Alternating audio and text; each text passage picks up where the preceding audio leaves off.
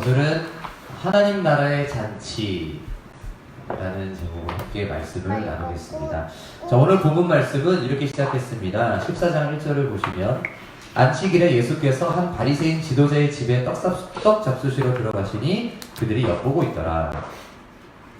지난주에 우리는 예수님께서 안식일에 병든 자를 치유하시는 그 이야기를 통해서 안식일의 그 참된 의미에 대해서 이렇게 나누었습니다.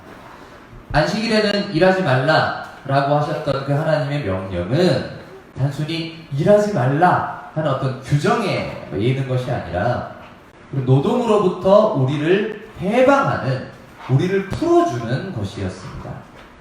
그러므로 안식일의 참된 의미는 서로가 서로를 풀어주는 것이라고 했지요. 자, 이번에는요, 안식일에 한 바리새인 지도자가 예수님을 자기 집으로 식사 초대를 합니다. 근데 그 이유가 뭘까요? 1절 하반절을 보시면 이렇게 얘기하죠. 그들이 엿보고 있더라. 자, 바리새인들의 무리가 예수님을 엿보고 있습니다. 왜 엿보겠습니까? 자, 2절을 보시면 주의 앞에 수종병 든 한 사람이 있는지라. 수종병은 이제 몸에 막 복수 같은 게 차가지고 몸이 막 붓는 병이에요. 배가 부을 수도 있고 팔다리가 부을 수도 있고 이렇게 몸이 붓는 병인데, 지금 또 병든 사람이 있어요. 물론 진짜 있었을 수도 있지만은 함정을 판 거죠. 지금 이건 일부러 안식일에 예수님 초대해 놓고 자기들 패거리가 다 보는 앞에서 일부러 병든 사람 하나 데리고 와가지고 자 어찌하나 한번 보자 이러고 있는 거예요. 자, 그럼 이 상황에서 예수님께서는 나 여기서 내가 이거 고쳤다가는 이거 한 소리 듣겠는데 이래가지고 안 하시겠습니까? 아니죠. 그들이 뭐라 하건 말건 치료를 하시겠죠. 3절부터 보시면은 예수께서 대답하여 율법교사들과 바리새인들에게 이르시되 안식일에 병 고쳐주는 것이 합당하냐 아니하냐. 그들이 잠잠하거늘 예수께서 그 사람을 데려다가 고쳐 보내시고 또 그들에게 이르시되 너희 중에 누가 그 아들이나 소가 우물에 빠졌으면 안식일에라도 곧 끌어내지 않겠느냐 하시니 그들이 이에 대하여 대답하지 못하니라. 예수님께서는요, 이 율법교사들과 바리새인 무리들이 예수님을 채찍으려고 일부러 함정을 파놓고 기다렸어도 지난주와 똑같이 야, 너희 중에 누구라도 네 아들이나 소가 우물에 빠졌는데 그 안식일이라고 안 구하고 있느냐, 당연히 구해내지 않겠냐, 그래서 나도 이렇게 병을 고치는 거다 라고 하십니다. 자, 그러고 나서 오늘 본문이 이제 시작됩니다. 오늘 본문은 무슨 얘기를 하고자 하느냐, 7절입니다. 청함을 받은 사람들이 높은 자리 택함을 보시고 그들에게 비유로 말씀하여 이르시되. 자, 식사 자리가 있는데 이 초대를 받은 사람들이 높은 자리에 앉으려고 한답니다. 이게 뭐냐면 이 식사 자리는 단순히 그냥 밥 먹는 자리가 아닙니다. 혹시 플라톤 뭐 이런 얘기하면 갑자기 싫은 분도 계시겠지만 플라톤의 저서 책 중에서 향연이라는 이 저서가 있습니다. 그 향연이 뭐냐면 향연이 오늘날 이제 심포지움이라고 말하는 그 단어의 어원이 되는 심포지움이라고 하는데, 이제 그런 철학자들이 둘러앉아가지고 밥 먹고 식사하고 하면서 그런 철학 얘기도 하고 뭐 정치 얘기도 하고 그러는 거예요. 이것은 사적이면서도 공적인 어떤 만찬이자 좀 파티 같은 그런 자리입니다. 그래서 이 그리스 로마 문화에서는 이제 흔한 이런 자리예요. 그런데 이런 자리, 우리도 이제 중요한 만찬 자리나 이런 걸 가면은 이제 뭐 상석이라거나 내빈석 이래가지고 뭐 귀빈석 이래서 그분들, 이렇게 중요한 분들 앉는 자리가 따로 있죠. 그런 것처럼 오늘 본문에서도요, 이 청함을 받아서, 그러니까 초대를 받은 거예요. 초대 목록 리스트에 있는 거, 식당에 들어갔는데 무슨 일을 하셨습니까? 제가 이 파티에 참석자입니다. 이름 있으시네요. 이렇게 해서 갔는데 내 자리가 어디 있나 찾는 거예요. 근데 내 자리가 당연히 상석이겠거니 하고 간다는 겁니다. 그 장면을 예수님이 딱 보시고 이렇게 말씀하시는 거예요. 8절입니다. 네가 누구에게나 혼인잔치에 청함을 받았을 때에, 그러니까 이런 만찬 자리에 초대받았을 때에 높은 자리에 앉지 말라. 절대 상석에 먼저 앉으려고 하지 마라. 왜 그러실까요? 그렇지 않으면 너보다 더 높은 사람이 청함을 받은 경우에 9절 너와 그를 청한 자가 와서 너더러 이 사람에게 자리를 내주라 하니 그때 네가 부끄러워 끝자리로 가게 되리라. 파티에 초대돼서 갔는데 제 사볼 내가 이 중에서 제일 낫네 이러고 이제 내빈석 랭크 맞았는데 갑자기 이제 이 주최자가 오셔가지고 죄송합니다 여기 그 자리 아니고요 저 뒷자리십니다 이렇게 하면 얼마나 쪽팔리겠느냐 이런 말씀입니다. 이건 뭐 그날 밤 이불킥 정도가 아니라 뭐 10년짜리 놀림감이 될 수도 있어요. 오케이 그때 지가 그건 줄 알고 거기 앉았다가 얼마나 이러면서 막 놀림감이 된다는 거죠. 그러니까 10절 청함을 받았을 때에는 차라리 끝자리에 앉아라.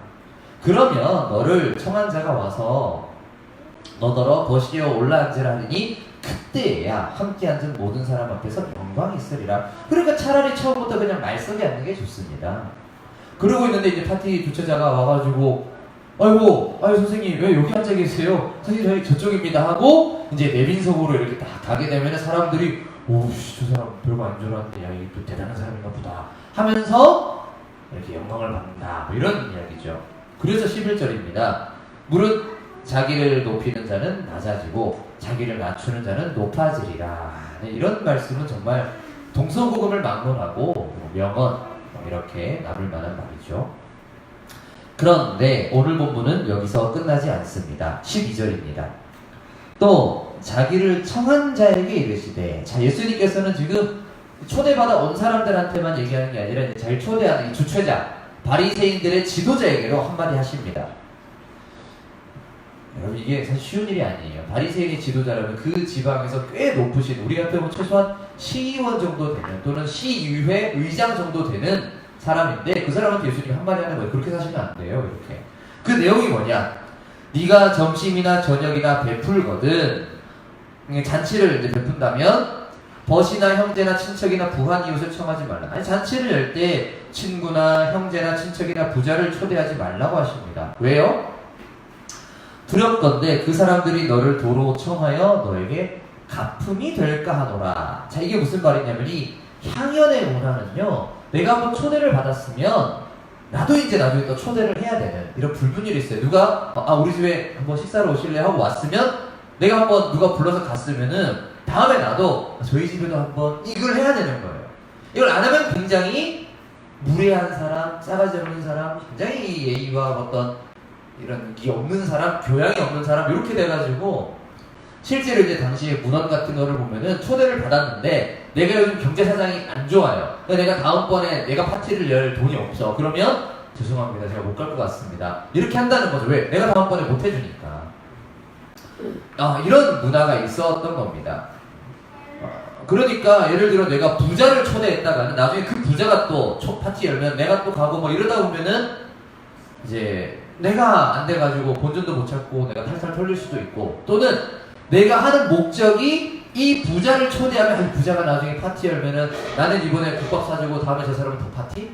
좋다. 뭐 이렇게 너희가 하는 거 아니냐 이걸 이제 지적을 하시는 거죠. 더 파티 별로인가요? 저는 초밥을 좋아합니다. 참고로. 농담인데 죄송합니다. 분위기가. 네. 자 13절. 자, 그래서 예수님께서 하시는 말씀은 잔치를 베풀거든 차라리 가난한 자들과 몸 불편한 자들과 저는 자들과 맹인들을 청하라. 그럼 어떻게 되겠습니까? 14절입니다. 그리하면 그들이 갚을 것이 없으므로 너에게 복이 되리니 이는 의인들의 부활 시에 네가 갚음을 받겠습니다 하시더라.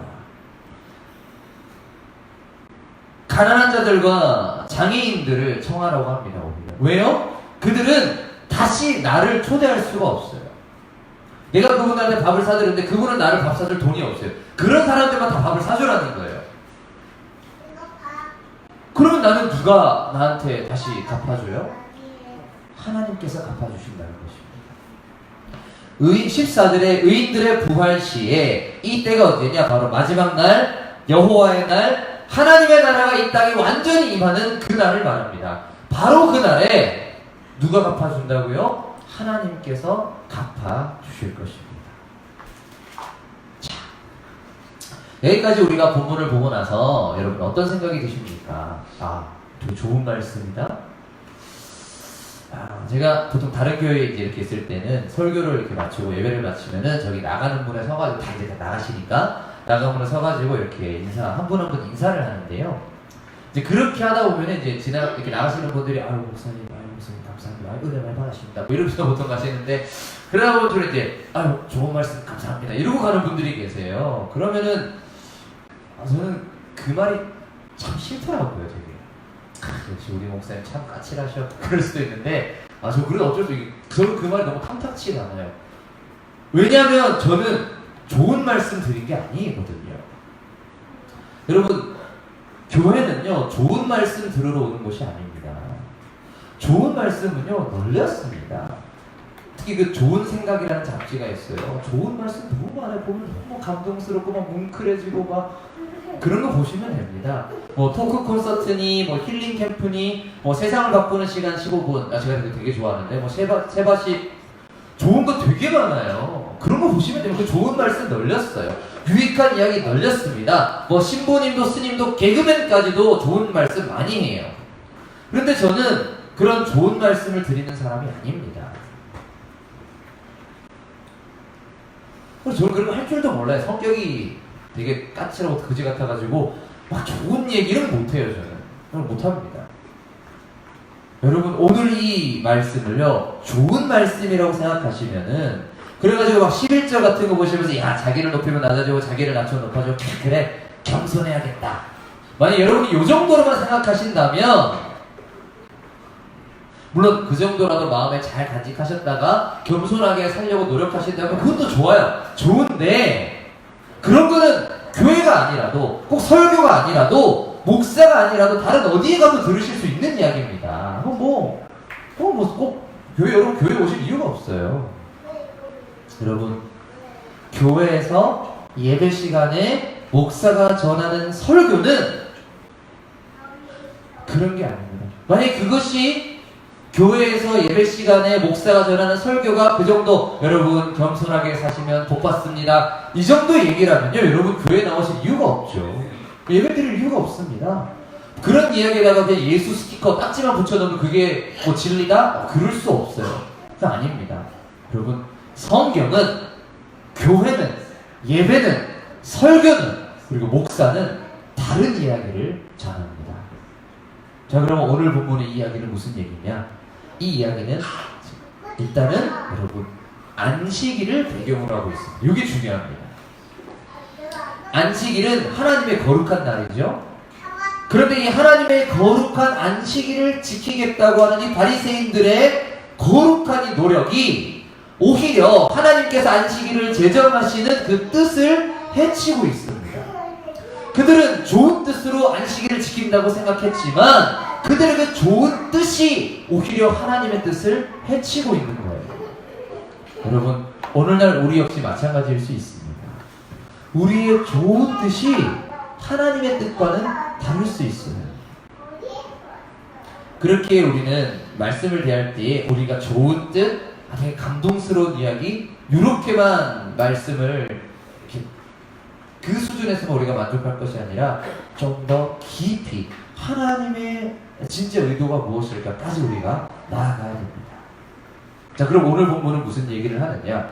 자, 지난주에 우리는 안식일의 참된 의미를 살펴봤습니다. 안식일의 참된 의미는 우리를 묶고 있는 것들로부터 우리를 풀어주는 것이라고 했습니다. 자, 그러면 오늘 본문은 뭐겠습니까? 마찬가지로 풀어주는 이야기입니다.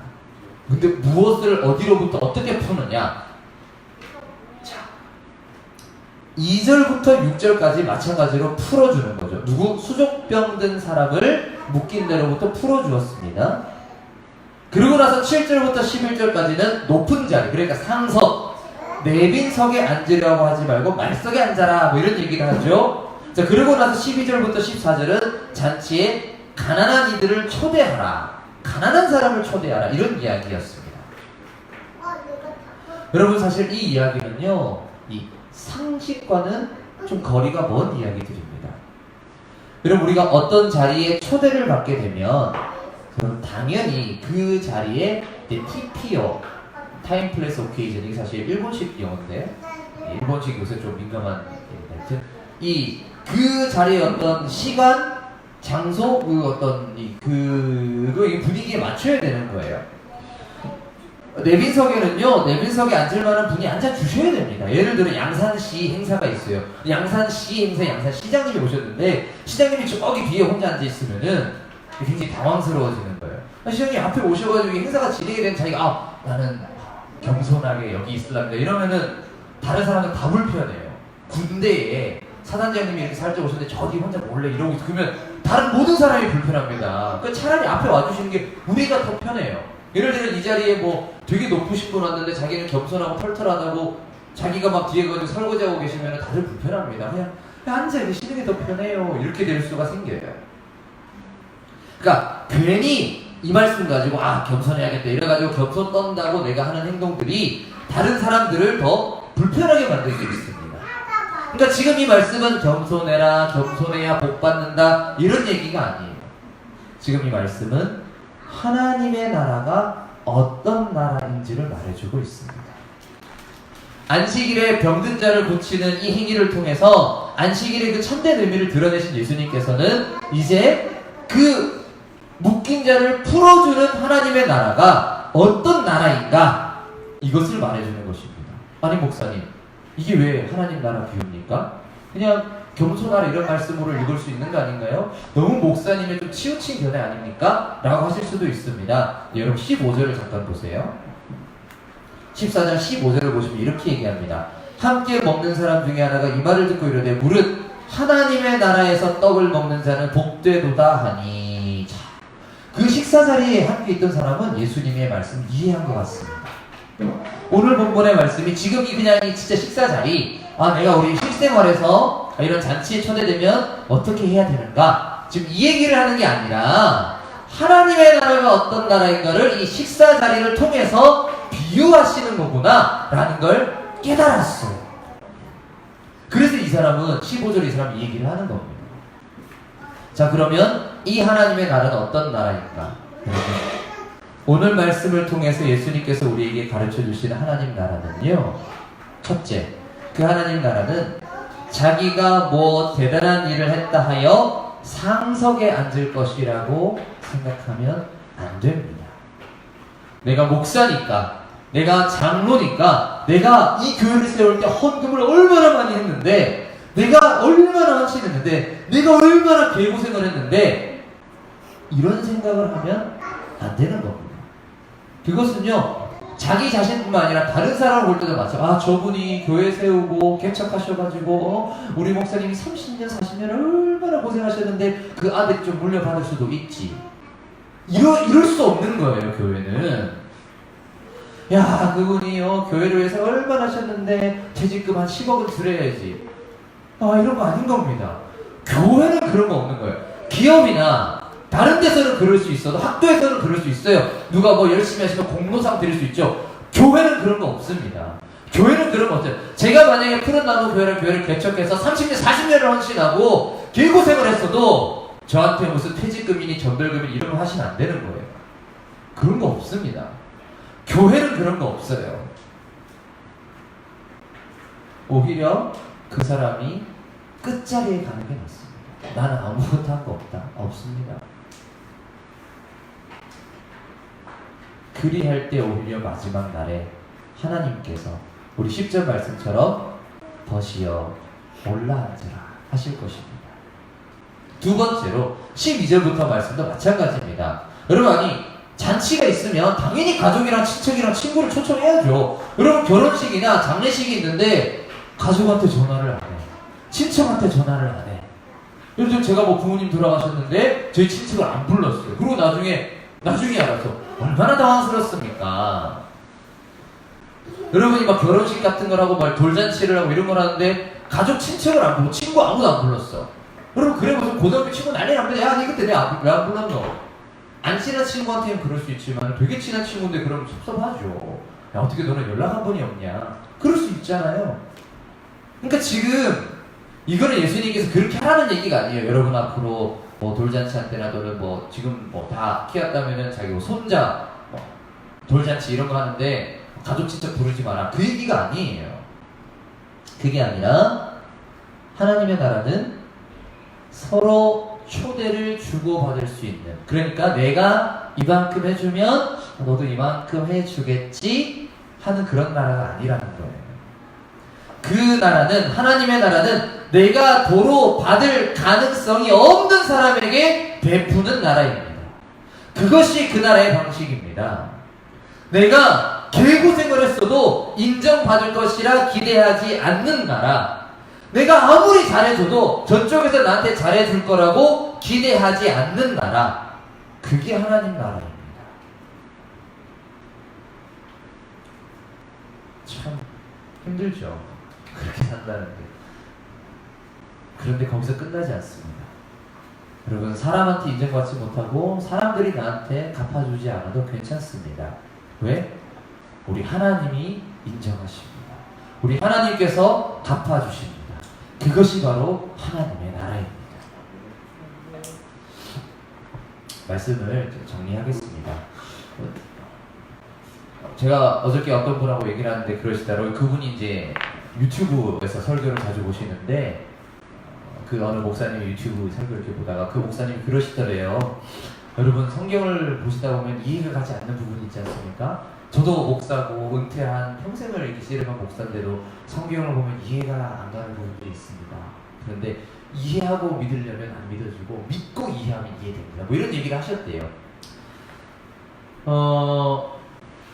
뭐 제가 그분이 이상하다 이런 게 아니라 저 이해가 갑니다. 그렇게 말씀하시고 그렇게 하시는 게 저는 이해가 가요. 그러실 수도 있겠다.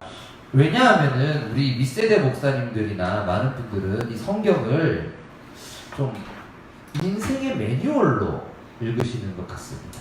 그러니까 성경대로 하면 뭐 인생이 잘 풀리고 복 받는다 뭐 이런 식으로. 그렇게 보면 되게 이해가 안 가는 부분들이 많습니다. 하나님은 왜 이렇게 행동하실까? 왜 하나님 또 이렇게 말씀하실까? 왜 또 하나님은 우리한테 이렇게 하라고 말씀하실까? 너무 이해가 가지 않는다 라고 할 수 있어요. 오늘 말씀도 만약에 그저 인생의 매뉴얼이라고만 생각하신다면 그렇게 될 수 있습니다. 왜 잔치를 여는데 가족 친척을 초청하지 말라 그러시지? 이상하다? 이러실 수 있어요. 그래가지고 오늘 말씀을 진짜 인생의 매뉴얼에 생겨서 그러면 가족 친척을 초청을 안 하면 내가 복 받겠구나. 그래가지고 내가 열심히 그렇게 살았더니 인생이 개판됐습니다. 이게 말이 안 돼요. 하나님의 나라는, 하나님의 말씀은 그런 게 아니에요. 그래도 그러면 나중에 성경이 이상한 애였잖아요. 성경대로 했는데 복을 못 받았네. 그게 아니죠. 여러분, 성경은 인생의 매뉴얼이 아닙니다. 어떤 분들은 성경에는 뭐 이 세상을 살아가는 지혜가 담겨 있다 그러는데 뭐 틀린 말은 아니지만 그건 성경의 핵심이 아닙니다. 성경은요, 인생을 살아가는 지혜가 아니라 하나님을 알려주는 책입니다. 하나님이 어떤 분이신지, 그리고 하나님의 나라가 어떤 나라인지, 그래서 그 하나님 나라를 살아가는 우리의 태도와 생각들, 이것을 알려주는 책입니다. 오늘 말씀이 우리에게 들려주는 하나님 나라는요, 비록 이 세상에서 우리의 노력과 우리의 성취와 우리의 인격을 누군가 알아주지 않아도 괜찮은 나라입니다. 그 나라는요, 밑 빠진 독에 물 부어도 괜찮은 나라입니다. 그 나라는요, 전혀 되갚아줄 능력이 없는 사람에게 그냥 퍼줘도 괜찮은 나라입니다. 저는 너무너무 안타까운 것 중에 하나가, 많은 교회들이 다음 세대가 중요하다고, 다음 세대라 하면 우리 청소년과 청년이에요. 다음 세대가 중요하다 하면서 다음 세대한테 투자를 안 해요. 예산 책정한 걸 보면은 돈을 안 씁니다. 다음 세대한테 돈을 안 쓰면서 뭘 다음 세대를 키워요. 돈을 안 쓰면서. 수련회 하겠다 그러는데 돈 안 줍니다. 다른 거 한다 그러면 돈 펑펑 쓰시면서, 아니면 교회 앞에 화단 갖고 그러는데 200만 원 쓰면서 수련회는 100만 원만 쓰래요. 이게 말이 됩니까? 그런 식으로 하면서 무슨 다음 세대를 키우니까 말이 안 돼요. 청년이 중요하다라고 그래도 청년들 교회에서 그냥 빨대 꽂아가지고 쪽쪽 빨아먹긴 하지, 어디 한번 뭐 좋은 데 한번 보내주기를 했어요. 교육을 시켜줬어요. 뭘 해줬습니까? 아무것도 안 해줍니다. 저는 그게 너무 안타까워요. 왜 그러는지 아십니까? 되게 죄송하고, 이거 오픈되려 했거든요. 헌금이 많지 않기 때문이에요. 청소년들 헌금 일주일에 1,000원 합니다. 11주 해봐야 뭐 교육 3,000원, 5,000원 뭐 이렇게 해요. 요새 청소년은 용돈 많이 받나 모르겠네요. 우리 근찬이 용돈 혹시 한 달 용돈 얼마니? 없어요. 애가 없잖아요. 이게 무슨 헌금을 하겠습니까? 그러니까 근찬이한테 잘해줄 이유가 없는 거예요. 헌금을 안 하니까. 근데 누가 11조를 한 달에 몇십만 원, 아니 11조를 한 달에 막 500만 원 하네? 그러면 막 그분한테는 그냥 막 너무 잘해주고 뭐 맡기고 막 갑자기 초고속으로 안수집 싸고 장로하고 난리가 나는 거예요. 왜? 헌금 많이 하니까. 제가 교회 뒷담화 까는 게 아니라 이게 너무 한국교회에 진짜 너무 많이 하는 현실입니다. 왜? 되갚아줄 능력이 되는 사람한테 투자하는 거예요. 그래서. 여러분 지금 우리도 교회 건축하는 과정에서 저라고 안 그렇겠습니까? 돈이 필요하니까. 여러분 지금 저희 오늘 아침까지 확인했을 때 총 들어온 헌금이 2,602만 원입니다. 2,600만 원 헌금한 사람들은 다 이렇게 하죠. 2만 원 헌금 누가 있을까요? 만 원씩 들어왔거든요. 누군지 대충 알 것 같긴 해요. 그런데 만 원 헌금한 왠지 남매 같지 않나요? 아무튼 그 만 원이 2,600만 원에 비하면 아무것도 안 할 수 있지만 하나님 보시기엔 어떻겠습니까? 그거야말로 과거의 두렵돈 아니겠습니까? 하나님 보시기엔 그게 너무너무 귀하고 소중한 거예요. 여러분, 하나님의 나라는 밑 빠진 독에 물 붓기 하는 나라입니다. 이 사람한테 예를 들어 우리 엄마 아빠 또는 내 가족 내가 평생을 잘해줘도 엉망진창인 그 사람한테 끝까지 잘해주는 나라가 하나님 나라입니다. 우리 교회도 마찬가지에서 먹기나 돼지게 먹지 헌금은 안 하고 아무것도 안 하는 개를 계속 먹여주고 계속 잘해주고 계속 보듬어주는 그것이 교회입니다. 그것이 교회예요. 알코올 중독자가 되었건 정말 돈 한 푼 없어가지고 맨날 교회 와가지고 막 교회 헌금이나 축 내고 와가지고 깽판 치우고 맨날 얘 뒤치다거리 하느라 교회가 본래를 다 봐도 그거 하는 데가 교회입니다. 그것이 교회입니다.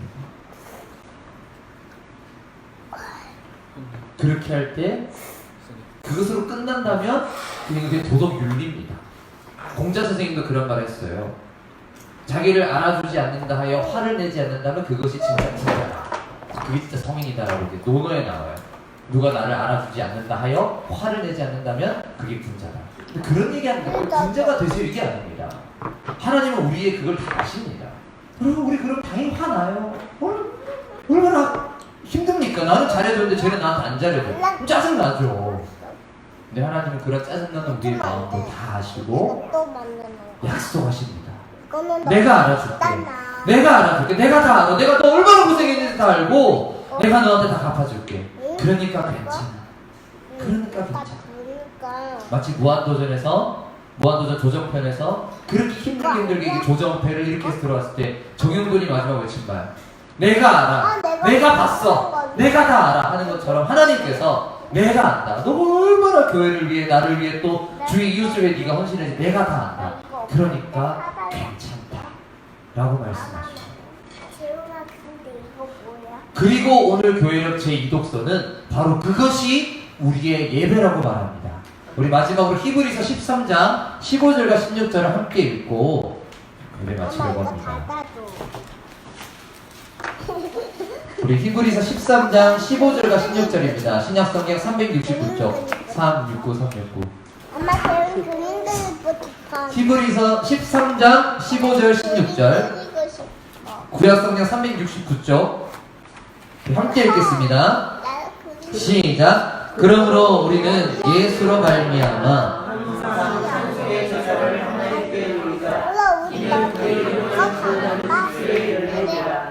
오직 선을 행함과 서로 나누어 주기를 잊지 말라. 하나님은 이 같은 제사를 기뻐하시느니라.